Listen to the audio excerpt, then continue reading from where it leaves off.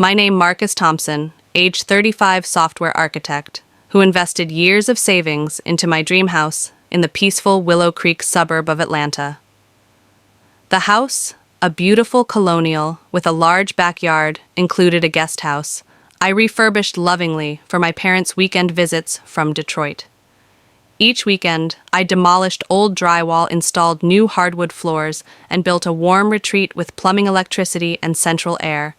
It was my haven until Diana Mitchell came over next door 6 months ago. From the time Diana came, her demeanor yelled trouble.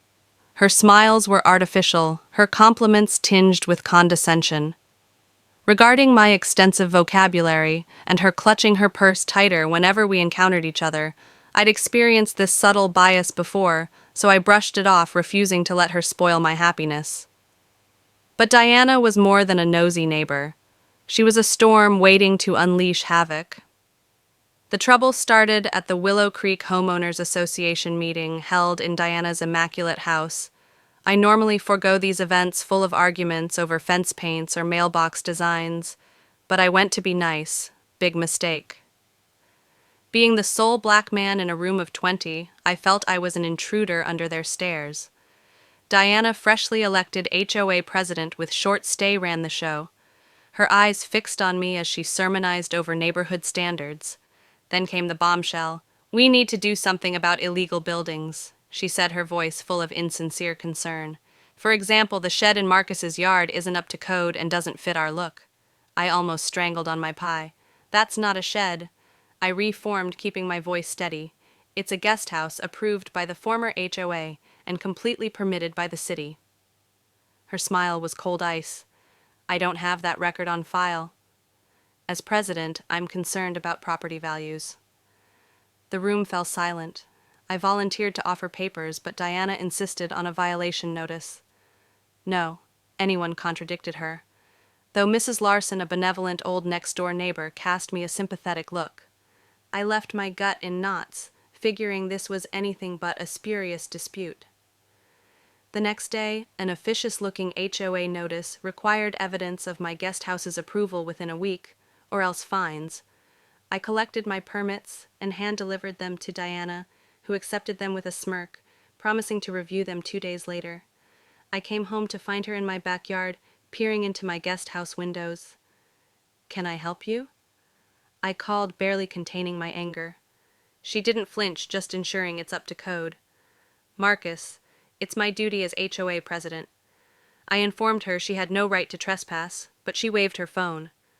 Claiming the guest house might encroach on an easement, "I've consulted someone about it," she said darkly.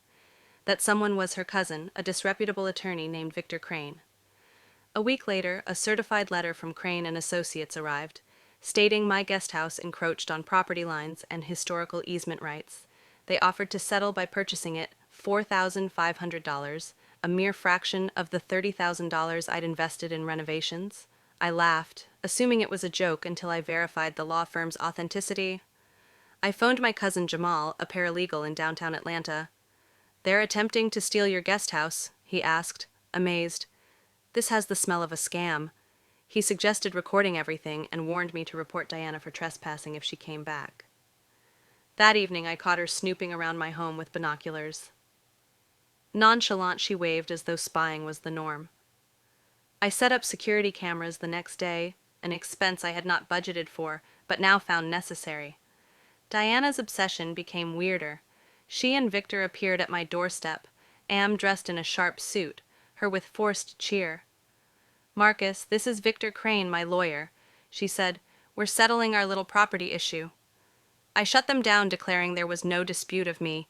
Guest house was legal, and mine. Victor made an offer of $7,500, citing legal issues.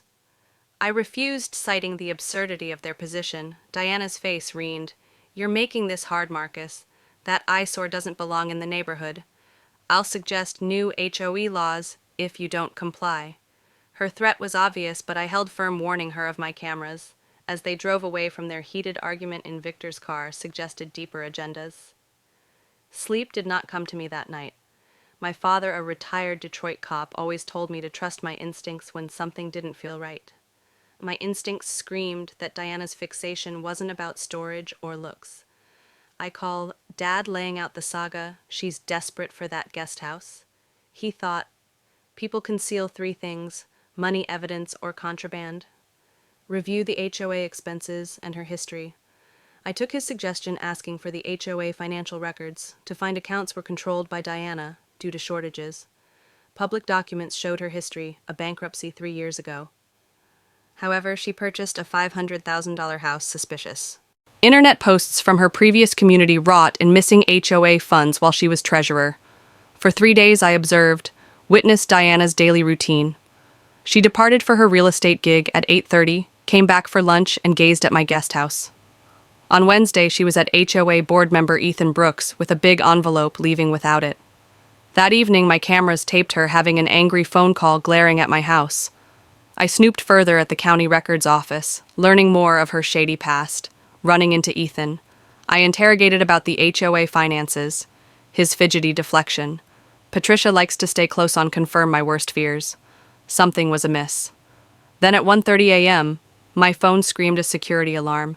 The camera feed revealed Diana breaking the guest house lock.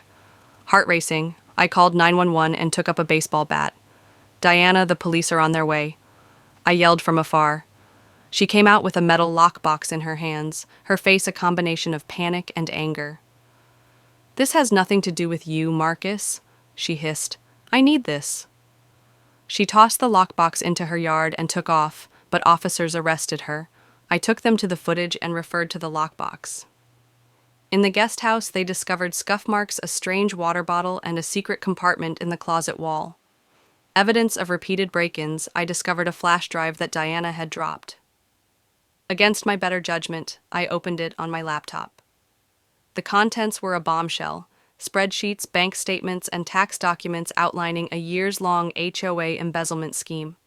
The former treasurer Gerald Hughes had embezzled $200,000 over 5 years. Diana hadn't stopped him from taking over, using the money to pay her mortgage and pay off bankruptcy debts. Worst of all, a folder marked contingency plan held falsified documents blaming me for the fraud, phony bank transfers emails, and a forged confession. In my name, Diana hoped to blame her crimes on me, banking on racial stereotypes to make me an easy scapegoat. I turned the drive over to Detective Alvarez, who blew the case wide open to the FBI. Diana, whose real name was Laura Bennett, was a professional con artist who swindled HOs in 3 states. Victor Crane, otherwise known as Daniel Hull, was her partner in crime. Not a lawyer, Mrs. Elson tearfully admitted to giving Diana a spare key to my home. Manipulated by her charm, Diana had even employed a locksmith who presented himself as my property manager to open the guest house. The FBI discovered her notebook recording my habits and intentions to leave evidence on my Detroit visits. She went after me because she believed my race made me vulnerable. The preliminary hearing was rough. I gave testimony regarding Diana's campaign, her break-in, and the racist framing scheme. Emails exchanged between her and Daniel rubbed their hands together about how the black guy would be doing the time. The judge signed off on all charges, including hate crime enhancements. Diana made a plea bargain, admitting fraud, identity theft, and targeting me for race. In 2004 court, she said, "I believed racial stereotypes would make it believable to frame Mr. Thompson." She received 18 years and $2.1 million in restitution, including $75,000 to me. The neighborhood was stunned. Residents apologized for their inaction, and the new HOA, headed by Mrs. Larson, enforced tight financial control. My guest house, once a battleground, hosted community functions representing healing. I gave away most of my restitution to a discrimination victims legal fund, retaining enough for repairs and a high-end security system. At a barbecue a year later, my father praised my resilience. "You didn't let this make you bitter," he said. I smiled, looking at the guest house glowing in the sunset. Diana had tried to destroy me, but her failure sparked a stronger, more vigilant community. Justice wasn't just her prison sentencing,